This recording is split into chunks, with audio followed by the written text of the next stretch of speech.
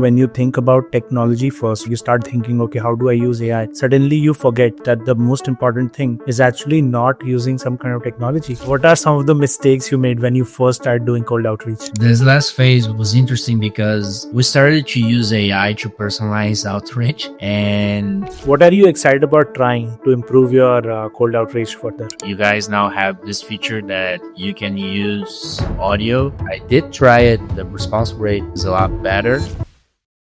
Hello everyone and welcome to SalesRobot Customer of the Week, a new show where we interview the top 1% of SalesRobot users and go deep into their process with hot tips around targeting, messaging, and personalization so that you can take away some tips and implement in your cold outreach starting tomorrow. Today on the show, we have Fernando and Mateus from Protagnst. Welcome to the show, guys. Thank you. Thank you. It's a pleasure to be here. So let's get right into it. What does Protagnst do and what's your business model? Protagnst is a B2B lead generation company. We outsource prospecting for companies, and we also work as a consultancy company. And when clients have their own lead generation process or even sales process, we act as a consulting firm and we identify bottlenecks and create action plans and structure not only pre-sales, prospecting, but also other parts of the business like post-sales, like customer success and other parts of the business. Makes a ton of sense. So with that, I'll not bury the lead. Obviously, you guys did a great job with multiple different clients, but this is one that I wanted to feature. So I'll just share my screen first so that everybody can see what this campaign was, and then we'll get into your thought process. Does that sound good? That's good. Perfect. So 23% acceptance rate, which is, higher than average. So first of all, congrats on this campaign. Thanks. So for this campaign, before we start, the first thing we did was we were actually using the list building, or the targeting was very accurate for this campaign, targeting leads that we identify that companies are growing, and those companies have more in line with what we're doing there. This is actually for Mexico. We're a Brazilian company. We have clients in Latin America and Spain, and some clients we do outsource for English-speaking countries like the US, for example. Right. No, absolutely. No, the titles are obviously clear. You're going after directors, purchasing managers, directors and above. So which is obviously decision-making people. And obviously, this is what gets you the targeting, like the solid targeting is needed when you're reaching out to these kinds of decision makers. Yes. Not only that, but also we actually optimize this campaign because at first we were generating interest from the outreach. They were responding, but they weren't understanding exactly what we were doing. So we've just changed a few things on the copy to specify it. And this is for ERP implementing. And the company does a process consulting as part of the process. They thought that the company was actually just consulting and not that company. So we did a few things to change it. Interesting. So what I did was, before hopping on this call, I actually put this, since I don't speak either Portuguese or Spanish, I put that into ChatGPT to format. So take me through the sequencing. This is the sequence structure that you guys are using. Okay, perfect. Can you just zoom in a little bit? Perfect. We start by following profile or sending a connection request. This is practically, we do it simultaneously. And then the first message that is this. Hey, Fernando. Hey, Sarah. Thanks for connecting. I was analyzing your company or the company's business model, and I noticed a few common patterns among fast-growing companies. Even though it's not 100% personalized, it does, since the way we're creating work lists does connect with the lead that is receiving this kind of message. What we're doing here is that we want to give a perspective for the lead and not try to sell right at the beginning. So this here, we're offering a free diagnostic so that we can analyze companies' processes, their sales process, basically. No, this is pretty good, because I think what you're mentioning is a very common tactic, which is very successful, where actually the list is the strategy, right? So you're saying that they're a fast growing company, and you're also creating,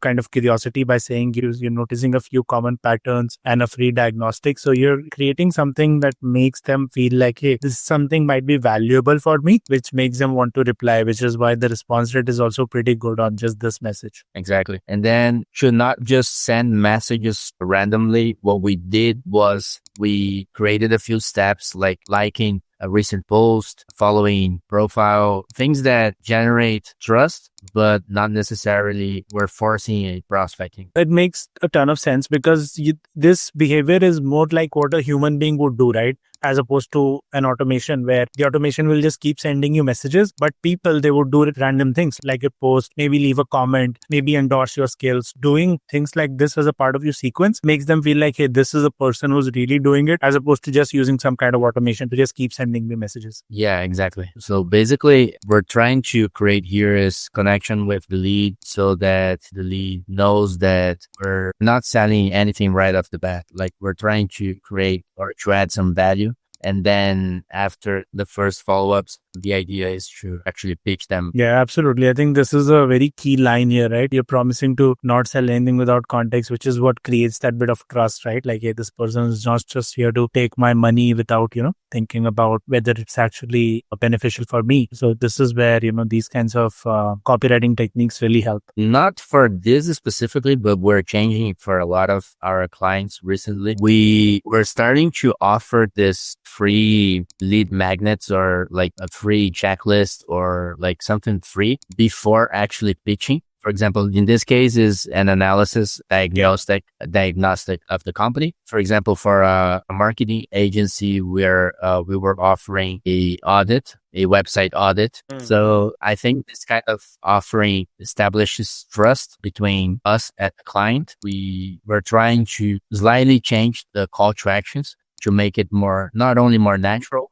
but also like less friction in terms of replying. So it makes it easier for the lead to just say, okay, all right. Yeah, send me. Yeah, a lot of times they just click on the suggested replies on LinkedIn. Like, they have those 3 bubbles. They just click on one of them. And if you make it easy for them to say yes, they'll just click on it, right? Because rather than thinking about what to reply with, they just say, okay, yeah, they just click, right? Like, because they're not taking too much time to even read it, I would say, properly. Exactly. Perfect. So let's get back to your messaging strategy. So you do step 6 again, another follow, and then let's talk through step 7 and step 8. So yeah, this one is to create empathy. I've ever felt like this. We're growing, but the systems or the softwares, they can't keep up. This is a very common pain in the market. When companies are growing, they have a lot of different systems in place. So what we're trying to do here is to establish this connection by saying, hey, this is common, but we've got you, like if you do, just talk to us and we can help you. Right. And then finally, you wait 7 days, which I think is a very good tactic. You're not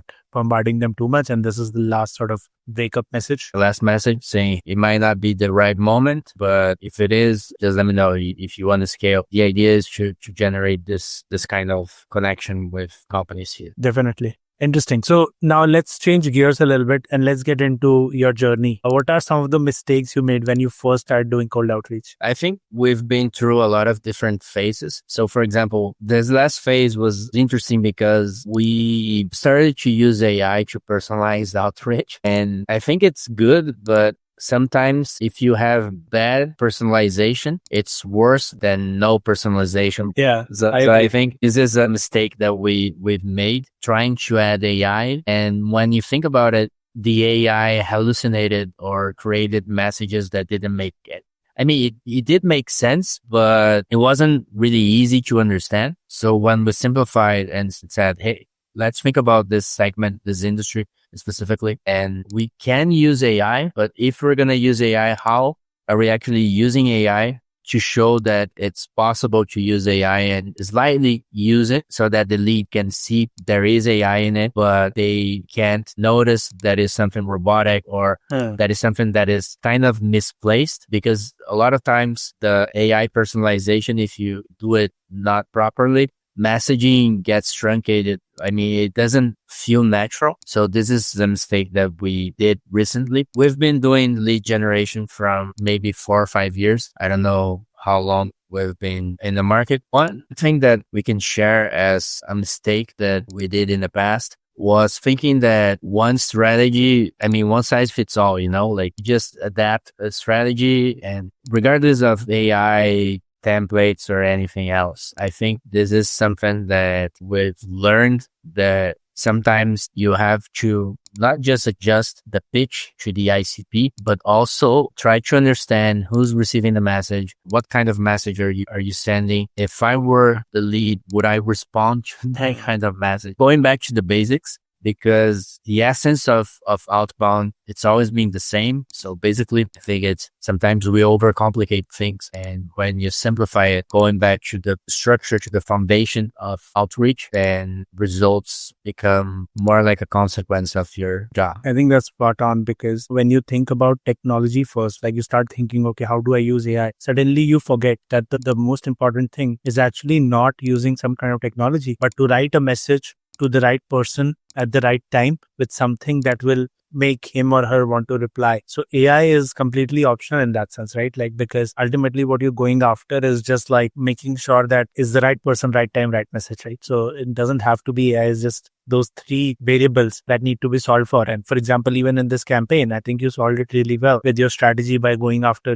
first list, which was fast growing companies, and then talking about kind of the pain point that they will have, right? Like, for example, scaling, but systems are all over the place, or offering a free audit so that they are not getting them to commit too much, like maybe not a 30-minute meeting. You're just saying, hey, take this free diagnostic, right? So I think over time, a lot of times, even I would say experienced entrepreneurs make this mistake where they forget what made them successful in the first place, right? And then they do some things just for the sake of doing it. And then suddenly they're like, oh, this is what I shouldn't have done.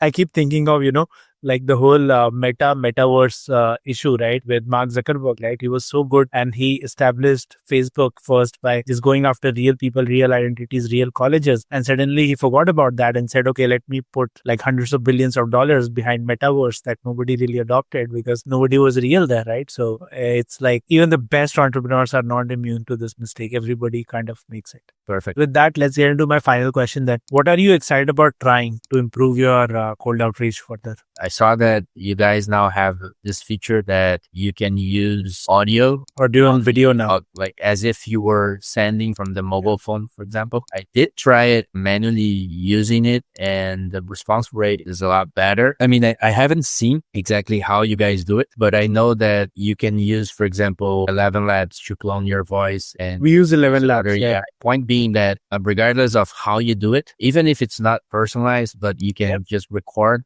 audio with your own voice or even AI clone, but that sounds natural. I think that is very interesting. We've tried in the past the video strategy where you created multiple landing pages with different softwares, and you said, hey, I just created a video for you guys. If you want to see it, just let me know. And then you share like a link with the video, some semi-personalized video. But I think this instead going through the LinkedIn account, which is more personal. Yeah. I think it makes more sense. And I mean, we're actually excited to try it, but since we're doing so many things at the time, right now, I haven't had the time to actually put it in practice. Yeah, no, this is definitely something you should try. And it's not really like a link. It goes as a native video. So the click-through rates are so much more because they don't have to click a link and then LinkedIn says, are you sure you want to go to this new link? It's safe or not safe, right? So there's a lot of friction if you do it via links. But with video, the open rates are through the roof and people just,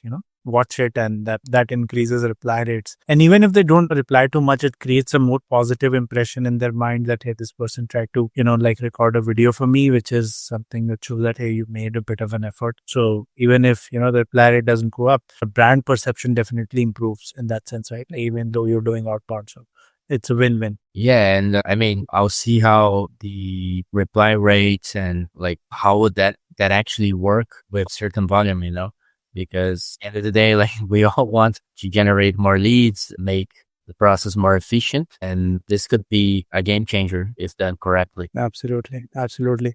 On that note, we'll wrap up for this episode, Fernando. This was a lot of fun. For the people who want to find out more about you online, where can they find you? If they look for Fernando Ishi on LinkedIn, they can find me. And for the company is protagnst.com, and they can find our website, contact us through forum or WhatsApp, and we'll be happy to get in touch. Absolutely. So on that note, we'll wrap up and wish you all the best for all your future campaigns. Thanks, Arad. I wish you the best. Thank you.